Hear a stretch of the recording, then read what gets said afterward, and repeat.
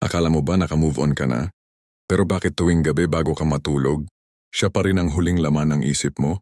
Akala mo healed ka na? Pero bakit may kirot pa rin tuwing naririnig mo yung pangalan niya? Kung ganito ang nararamdaman mo, baka hindi mo pa talaga alam, pero hindi ka pa pala nakaka-move on. Sa video na to, pag-uusapan natin yung 5 signs na hindi ka pa rin tuluyang naka-move on kahit akala mo okay ka na. At syempre, gagabayan tayo ng mga katuruan ng mga Stoic philosophers kung paano haharapin ang sakit, paano kontrolin ang hindi natin makontrol, at paano tuluyang maghilom ang sugat na iniwan ng nakaraan. Alam mo, madalas nating sabihin sa sarili natin, okay na ako, nakalimot na ako, move on na ako. Pero bakit kaya minsan, kahit sinasabi mo yon, iba yung nararamdaman mo? Parang ang dami mong ginagawa para i-prove na healed ka na. Busy ka sa work, lumalabas ka, nakikipag-usap ka sa iba, pero sa likod ng lahat ng yon, parang may kulang. Kasi ang totoo, hindi lahat ng sugat ay nakikita. Hindi lahat ng iniwan ay agad napapalitan. At hindi lahat ng sinasabing okay na ay totoo. Sabi nga ni Marcus Aurelius, "You have power over your mind, not outside events. Realize this and you will find strength." At minsan, akala natin na kontrol na natin yung isip natin. Pero ang totoo, yung emotions pa rin yung may hawak sa atin. Kung hindi ka pa talaga naka-move on, ang nangyayari, ikaw mismo ang natatrap sa cycle ng sakit. Kahit gusto mong maging masaya, may bigat pa rin sa dibdib mo. Kahit gusto mong magtiwala ulit, may takot pa rin sa puso mo. At kahit gusto mong magsimula ng bago, parang laging may multo ng nakaraan na humahabol sa'yo. Parang kang nakakulong sa isang kwarto, na ikaw mismo ang may hawak ng susi pero hindi mo magawang buksan yung pinto. At dito papasok yung 5 signs na hindi ka pa talaga tuluyang nakaka-move on. Unang sign, siya pa rin ang laging laman ng isip mo. Kahit simpleng bagay lang, kahit wala naman siyang kinalaman, bigla mo siyang naalala. Nakakita ka ng lugar na dati niyong pinuntahan. May kanta na tumugtog na dati ninyong theme song. May amoy na nagpapaalala sa kanya. At eto yung masakit. Kahit gaano mo pigilan, kusa siyang pumapasok sa isip mo. Sabi nga ni Seneca, "We suffer more often in imagination than in reality." Ibig sabihin, minsan tapos na yung relasyon, tapos na yung sakit, pero sa isip natin, paulit-ulit pa rin yung eksena. Kung ganito ka, kapatid, ito yung malinaw na palatandaan. Hindi ka pa pala tuluyang naka-let go. Pangalawang sign, naiinis o nasasaktan ka pa rin tuwing naririnig yung pangalan niya. Totoo ba? May nagtanong tungkol sa kanya. Nagbago agad mood mo. May nagsabi ng balita tungkol sa kanya. Parang may kumurot sa puso mo. O kaya kapag nakikita mo siya sa social media, hindi mo maiwasang mag-stalk. Kapag ganyan, ibig sabihin yung sugat, hindi pa talaga naghilom. Sabi nga ng mga Stoics, "We are more often frightened than hurt, and we suffer more from imagination than from reality." Seneca, kahit wala na siya sa buhay mo, parang hinahayaan mo pa rin siyang kontrolin yung emosyon mo. At alam mo ang masakit, habang siya masaya na sa bago niyang buhay, ikaw naiiwan sa paghihirap. Alam mo ba yung pakiramdam na kahit anong gawin mo, may kulang pa rin? Nagpapakabisi ka, pero may araw na biglang bumabalik ang alaala niya. Nakakatawa o masaya ka sa harap ng iba, pero sa loob, may kirot na hindi maipaliwanag. Sinusubukan mong magsimula ng bago, pero laging may multo ng nakaraan sa likod ng isip mo. Yung mga ganitong pakiramdam, yun yung malinaw na senyales na hindi ka pa handa na tuluyang mag-move on. Sabi ni Epictetus, "Men are disturbed not by things but by the view which they take of them." Ibig sabihin, hindi yung pangyayari mismo ang nagpapahirap sa'yo, kundi yung iniisip mo tungkol dito. At ito yung nakakatakot. Habang hindi ka pa tuluyang naka-let go, ikaw mismo ang nakakulong sa sarili mong emosyon. Minsan naiisip mo, bakit ako ganito? Bakit hindi ko kaya kalimutan siya? Minsan nagkukumpara ka sa kanya, kahit na wala ka ng obligasyon gawin yon. At minsan napapaisip ka kung kaya mo pa bang magmahal muli. Parang gusto mong umusad. Pero may tanikala pa rin na humahawak sa'yo. Kaya napakahalaga na makita ang 3 susunod na signs. Kapag na-realize mo ang mga ito, mas madali mo nang maharap at maproseso yung sakit. Third sign, paulit-ulit mong iniisip yung nakaraan at hindi mo mapigilan. Iniisip mo yung mga pagkakamali. Iniisip mo yung mga bagay na pwede mong ginawa ng iba. Iniisip mo yung mga pagkakataon na sana ay naging mas maganda ang lahat. Parang isang loop na walang katapusan. At ang pinakamasakit, walang sino mang makakapagsabi sa'yo kung kailan magtatapos. Sabi ni Marcus Aurelius, ang alaala ay hindi nakakasama sa'yo. Kung paano mo tinitingnan ito, Yun ang tunay na sakit. Fourth sign, nahihirapan ka pang magtiwala o bumuo ng bago. Kapag may bagong taong pumasok sa buhay mo, parang laging may reserba ka. Parang ang puso mo ay may lock na hindi basta-basta nabubuksan. Parang lahat ng dating sugat ay nakadikit pa rin sa iyo. Kaya kahit gusto mong magmahal muli, hindi mo magawa ng buong puso. Stoic reminder mula kay Seneca.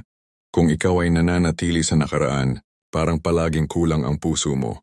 Kaya hindi mo maramdaman ang tunay na kalayaan at tiwala. Fifth sign, ang sugat mo ay nakakaapekto pa rin sa pang-araw-araw mong buhay. Kapag may maliliit na trigger, bigla kang nagiging emotional. Minsan, hindi mo matutukoy kung bakit parang malungkot ka lang bigla. O kaya may mga araw na parang wala ka ng gana gawin kahit anong bagay na dati. Nakakapagpasaya sa'yo. Sabi ni Epictetus, "It's not what happens to you but how you react to it that matters."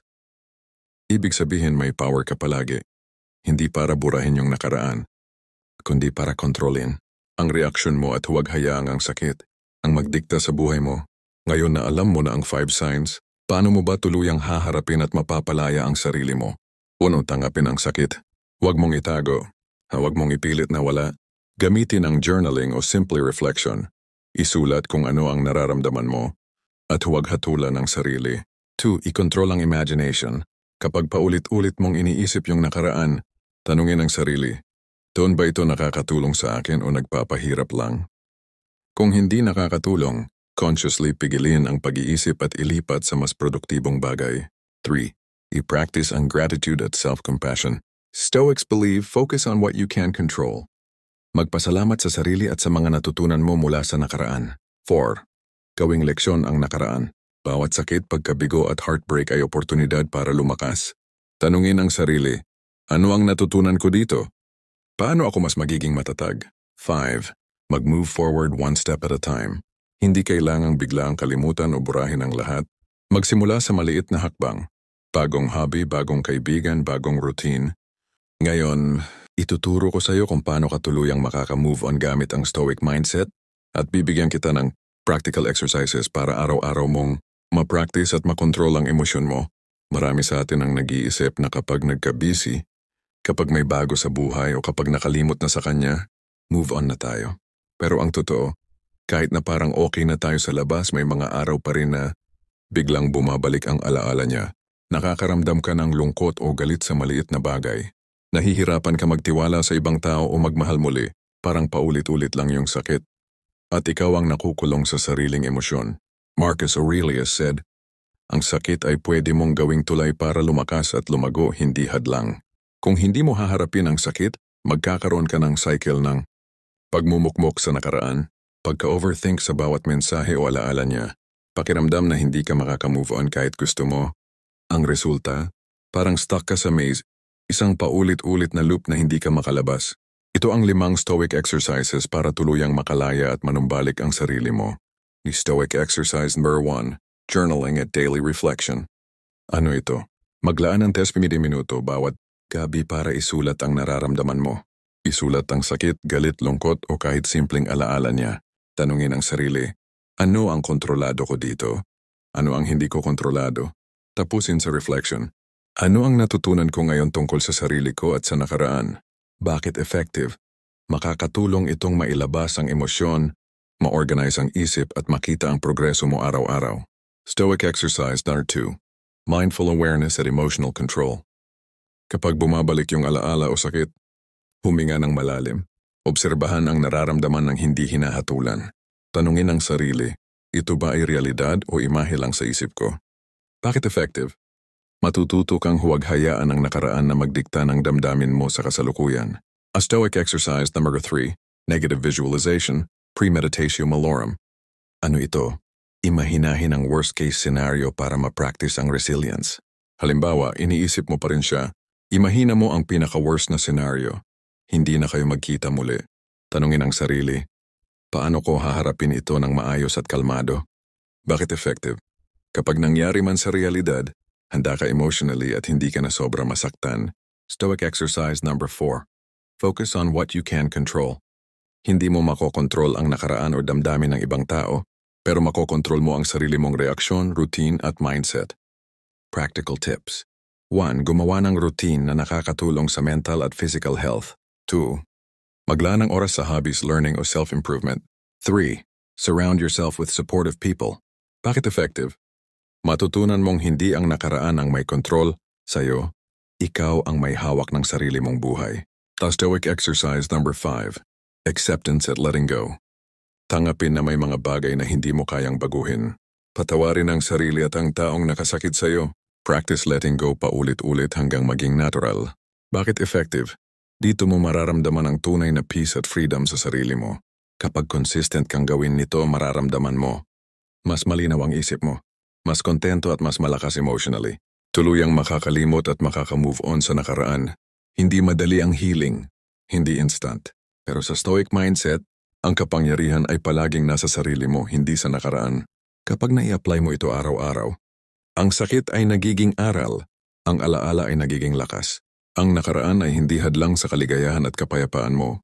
Sa konteksto ng heartbreak, ang pinakamagandang paraan para maka-move on ay maging malakas, mapayapa, at hindi pabayaan ang sarili na mabroken ulit.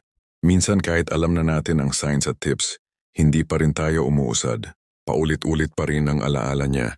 Minsan naiisip mo, bakit ganito pa rin ako kahit healed na ako sa labas?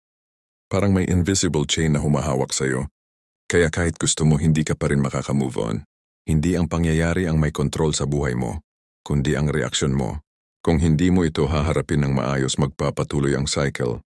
Pag-iisip ng nakaraan sa gabi, emotional overreaction sa mga simpleng bagay, pagkakahiwalay sa sarili mo at sa mga bagong oportunidad sa buhay. Ngayon, bibigyan kita ng real-life, actionable strategies para tuluyang makalaya. Hindi lang mental exercises, kundi actual habits at practices na pwede mong gawin araw-araw. Strategy number 1, Daily Mindset Reset. Bawat umaga, simulan ang araw sa simpleng reflection. Ano ang kaya kong kontrolin ngayon? Ano ang hindi ko kontrolado at tatanggapin ko na lang? Isulat sa notebook o sa phone ang 1 or 2 bagay na makokontrol mo at gagawin mo ng maayos. Gumawa ng intention statement. Ngayon, pipiliin kong huwag pabayaan ang nakaraan na dikta ang damdamin ko. Bakit effective? Nagbibigay ito ng mental clarity at focus sa kung ano ang kaya mo talagang baguhin. Sa strategy number 2, emotional anchor, grounding technique. Kapag bumabalik ang sakit o alaala, 1. Huminga ng malalim at slow. 2. Pansinin ang paligid. Anong nakikita mo, naririnig mo, naaamoy mo? I-affirm sa sarili. Ito ay nararamdaman ko lang, hindi ang katotohanan ng buhay ko. Sabi ni Seneca, we suffer more often in imagination than in reality. Bakit effective? Natututo kang i-anchor ang sarili sa reality, hindi sa alaala ng nakaraan. Our strategy number 3, micro-detachment practice. Maglaan ng 10 minuto sa araw para consciously mag-detach sa nakaraan. Isipin ang alala o sakit, tingnan ito ng parang obserbador, huwag hatulan ng sarili. Tanungin ang sarili, paano ako makaka-move forward kahit narito pa rin ito sa isip ko? Bakit effective? Dahan-dahan mong natututo na huwag masyadong dumikta ang nakaraan sa kasalukuyan. Strategy number 4, Stoic Journaling plus Reflection Challenge. Gawin ang journaling gabi-gabi. Pero sa part 4, dagdagan ng challenge. 1. Isulat hindi lang ang sakit kundi ang growth points. 2. Halimbawa, natutunan ko na mas matatag ako ngayon. Nakita ko na kaya kong maging kalmado kahit bumabalik ang alaala. 3. Gawing habit na mag-reflect sa progress bawat linggo. Bakit effective? Nakikita mo ang progress mo, hindi lang ang sugat. Nagiging empowered ka. A stoic reminder for healing and moving on. Ang nakaraan ay hindi pwedeng baguhin. Ang sakit ay natural, pero pwede mong kontrolin ang reaksyon mo. Ang tunay na freedom ay nasa mindset mo at daily practice mo. Kung susundin mo ang mga strategies na ito, mas malinaw ang isip mo, mas malakas ka emotionally, tuluyan mong may iwan ang sakit sa nakaraan at makakapag-move forward sa buhay. Kung natutunan mo ang value ng stoic exercises at daily strategies na ito, i-like ang video para ma-reach din ang iba na nangangailangan ng healing. Mag-subscribe at i-turn on ang notification bell para sa mas marami pang tips sa emotional control, personal growth at stoic mindset. Comment down below kung alin sa strategies ang sisimulan mo ngayon at paano mo planong gawin ito araw-araw. Tandaan, ang tunay na freedom ay nasa sarili mo. Simulan mo na ngayon kahit paunti-unti at makakamit mo ang kapayapaan at lakas na matagal mo nang hinahanap.